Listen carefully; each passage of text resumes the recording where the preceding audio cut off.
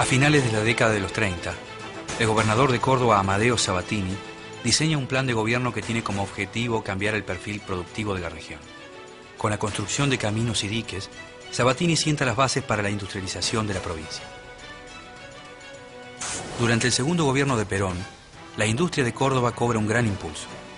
La infraestructura hidroeléctrica y vial, sumada a la mano de obra especializada formada en la fábrica de aviones, hace que la provincia se convierta en un lugar atractivo para la inversión industrial. Estas condiciones favorables para la producción permiten el establecimiento de empresas extranjeras como Fiat y Kaiser, convirtiendo a Córdoba en el centro principal de la industria automotriz de Argentina. Alrededor de estas industrias surgen decenas de empresas autopartistas de capital nacional que proveen de piezas a las grandes automotrices. De este entramado surge un nuevo tipo de obrero industrial que cambia la fisonomía y la composición social de la clase trabajadora cordobesa.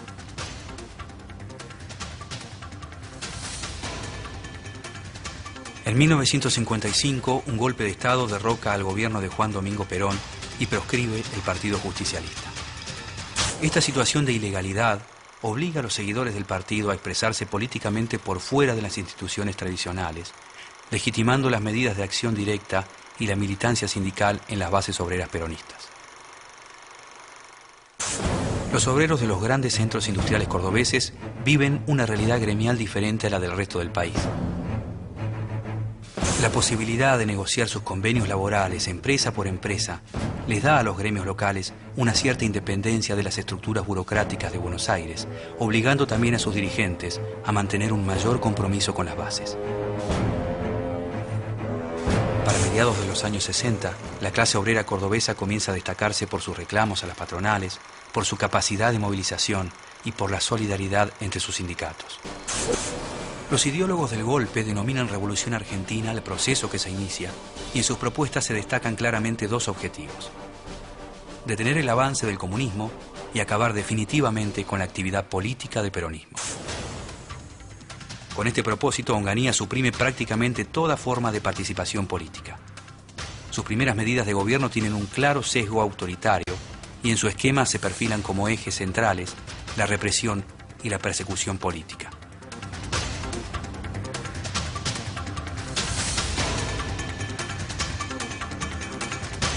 Onganía clausura el Congreso y reúne en su figura la suma de las funciones del Poder Ejecutivo y Legislativo. Los partidos políticos son proscriptos, se interviene en las universidades nacionales y se prohíbe la actividad política a los estudiantes. En varias universidades, docentes y alumnos protestan por las intervenciones, movilizándose y ocupando facultades. En todos los casos, la respuesta del gobierno es el desalojo por la fuerza. El clima de represión y censura que se vive en las instituciones educativas produce un exilio masivo de intelectuales y científicos, provocando un daño irreparable a la cultura y a la ciencia del país.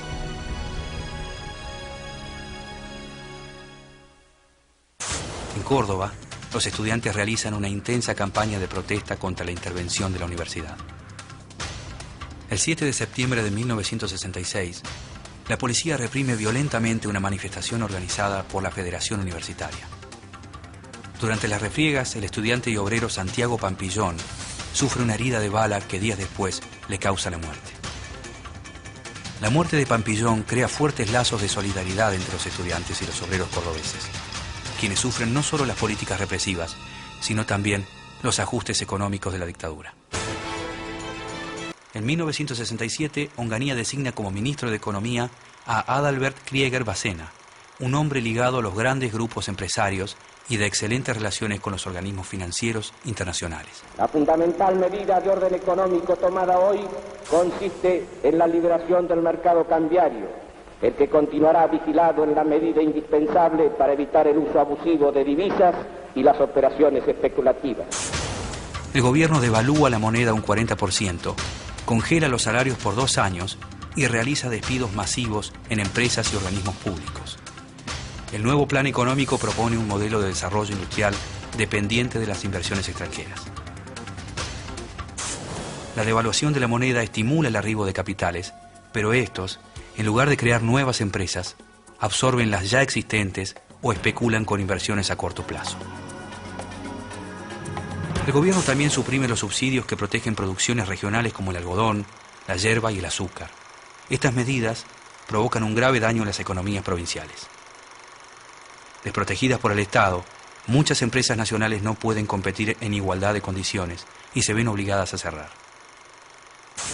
Como el éxito de las políticas de ajuste depende en gran parte del debilitamiento de las organizaciones obreras, el gobierno establece la conciliación obligatoria en los conflictos industriales.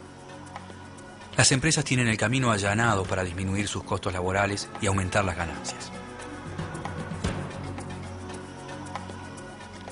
Los principales dirigentes sindicales peronistas, Augusto Bandor y José Alonso, quienes en un principio habían apoyado el golpe, se ven forzados a enfrentarse al régimen ante este grave panorama. El dilema planteado por el régimen se resuelve en marzo de 1968 durante el Congreso Nacional de la CGT.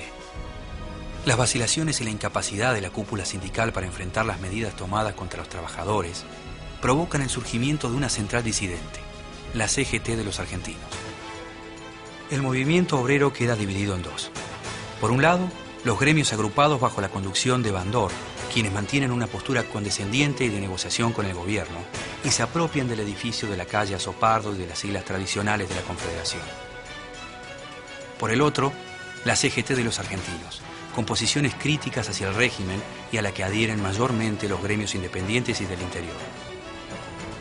Conducida por Raimundo Ongaro, de la Unión de Trabajadores Gráficos, esta nueva confederación capta el apoyo de la mayoría de los sindicatos disconformes y se hace fuerte en las provincias, especialmente en Córdoba. Pero desde el piso de la calle, luchando junto a los trabajadores. Ese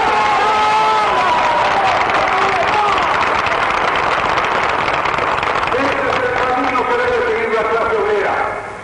Ese es el camino que debe seguir el pueblo argentino sometido y humillado por esta dictadura infame y feroz.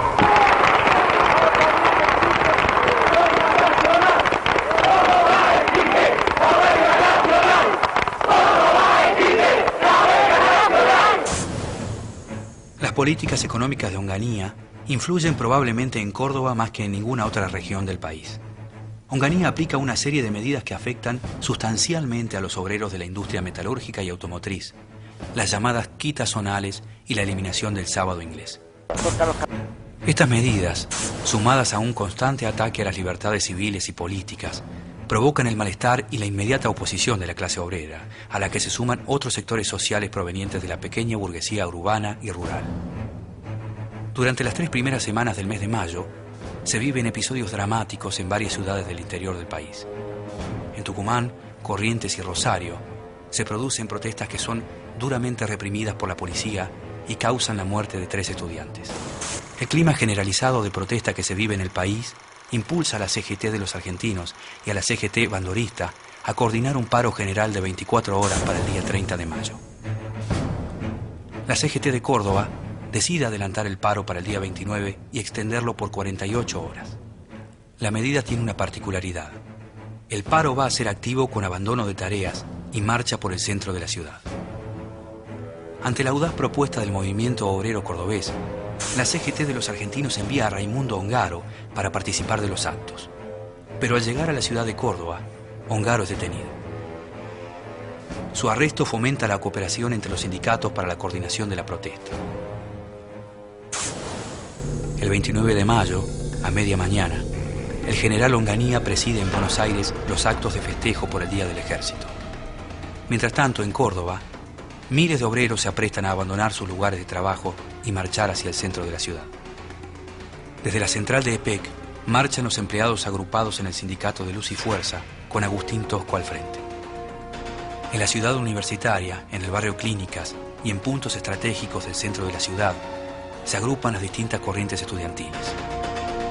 En Fiat, los sindicatos Citrac y Tram, que están bajo direcciones burócratas y sumisas a la empresa, no participan de la protesta. No obstante, una gran cantidad de trabajadores deciden no acatar la orden de sus sindicatos y abandonan las plantas de Ferreira. Por la Ruta 9 Sur avanzan los obreros de Fiat Concord, Fiat Matterfer, Grandes Motores Diesel, Thomson Ranco y Perkins. Desde el barrio Santa Isabel parten los trabajadores de Ica Renault, nucleados en los gremios SMATA y WOM, constituyendo la columna más numerosa con aproximadamente 5.000 trabajadores. Al paso de la movilización, trabajadores autónomos y de pequeñas industrias se suman a las múltiples columnas, engrosando el número de manifestantes. Cuando los trabajadores de ICA Renault se acercan a la Plaza de las Américas, ubicada en la periferia del centro de la ciudad, la Policía Federal comienza a reprimirlos.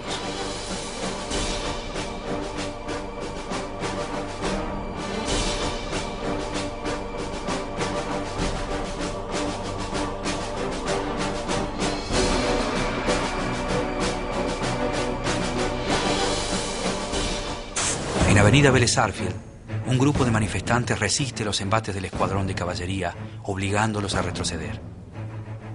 La columna de trabajadores se dispersa por los barrios adyacentes para reunirse finalmente en el Boulevard San Juan. Pero el hecho que desencadena los sucesos más violentos ocurre cerca del mediodía, en la esquina del Boulevard San Juan y la calle Arturo M. Vaz. Allí la policía reprime con balas de plomo y provoca la muerte de Máximo Mena, un joven trabajador de ICA Renault. La noticia se difunde por toda la ciudad, lo que genera ira e indignación. Obreros y estudiantes deciden resistir y enfrentar el aparato represivo. La violencia crece. En pocos minutos se multiplican en las calles las trincheras improvisadas, impidiendo el paso de la policía.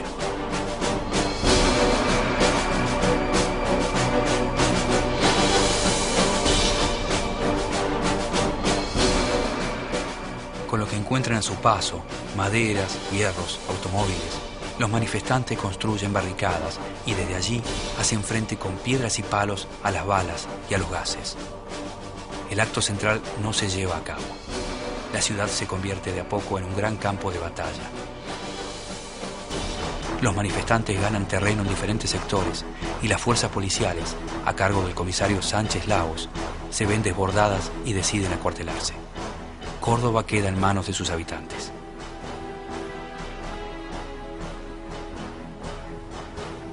A partir de ese momento, los cordobeses descargan su furia contra locales de firmas extranjeras y edificios gubernamentales. Los vecinos colaboran intensamente con los manifestantes, arrojando desde balcones y ventanas todo tipo de elementos que puedan servir para armar las barricadas. Con el paso de las horas, el panorama en el centro se torna desolador. Comercios con vidrieras rotas, automóviles y colectivos tumbados en las calles, arrasados por el fuego de la molotov. En los barrios, el paisaje es igual de caótico. Desde las zonas altas de la ciudad se ven las columnas de humo de un sinfín de barricadas. El fuego arde en varios edificios, en autos y en colectivos. Al caer la tarde, el gobierno nacional ordena al tercer cuerpo del ejército, al mando del general Raúl Carcaño, ingresar y ocupar la ciudad. A partir de allí, se implementa el toque de queda, oficializando el estado de sitio. Durante la noche, algunos grupos de manifestantes continúan con los enfrentamientos. En varias esquinas se mantienen fogatas encendidas y se escuchan disparos en las calles. El saldo de la jornada es de más de 20 muertos y decenas de heridos. Al día siguiente, Onganía anuncia la creación de los consejos de guerra para juzgar a quienes considera responsables de romper el orden y la paz social en Córdoba. Son condenados a prisión Agustín Tosco, Jorge Canelles y Elpidio Torres, entre otros importantes dirigentes sindicales. A las pocas semanas, presionado por Onganía, Caballero renuncia a su cargo y asume en su lugar el general Carcaño. El cordobazo es el primer golpe a las intenciones de Onganía de mantenerse en el poder durante 20 años. Después del 29 de mayo, se producen otras puebladas. Tucumán, Chipoleti, Salta y el segundo Rosariazo, a mediados de septiembre, sacuden la estructura de la Revolución Argentina. El 29 de mayo de 1970, cuando se cumple el primer aniversario del estallido social en Córdoba, el general Pedro Eugenio Aramburu, expresidente de facto que derrocó al general Perón en 1955, es secuestrado y luego asesinado por la agrupación armada Montoneros. Este hecho produce la definitiva destitución de Onganía de la presidencia de la Nación. Luego del 29 de mayo, el movimiento obrero se convirtió en el principal motor de las luchas sociales. y surgió en Córdoba un grupo de dirigentes gremiales que formaron la corriente sindical clasista y combativa, con fuerte influencia de los sectores de izquierda. Con el paso del tiempo, el cordobazo devino en un mito que sirvió para profundizar aún más la militancia obrera y estudiantil y alimentó el imaginario colectivo durante los violentos años de lucha y resistencia que siguieron.